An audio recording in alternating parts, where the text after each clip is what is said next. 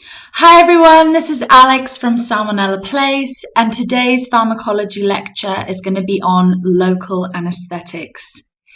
So local anaesthetics are substances which produce transient and reversible loss of sensation, otherwise known as analgesia, in a circumscribed region of the body, and they do not cause a loss of consciousness. Those are the two main differences between local and general anaesthetics. I repeat again that it is in a circumscribed region of the body rather than the whole body, and there is no loss of consciousness as opposed to a loss of consciousness. It starts off by affecting the smaller non-myelinated C fibers.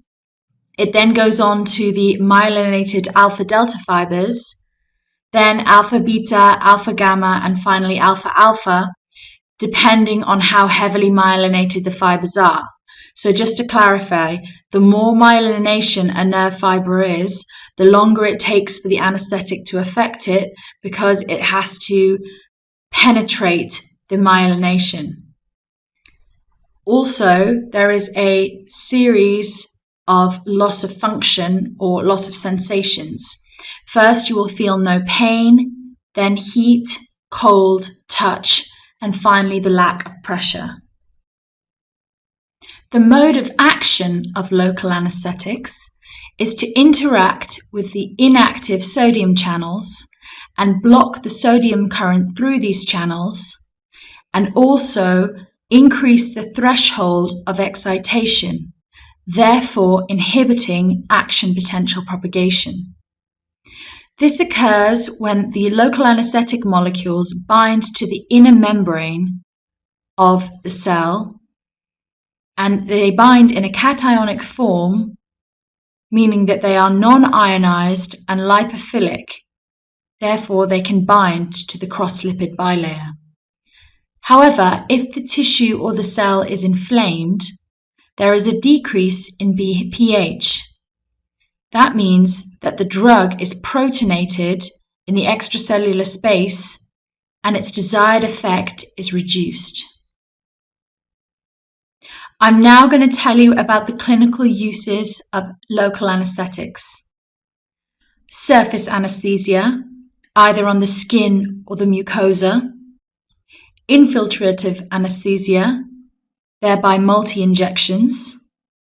Nerve blocks in regional nerves, spinal anesthesia, which includes the subarachnoid space and is done by a lumbar puncture, and epidural anesthesia in the epidural space.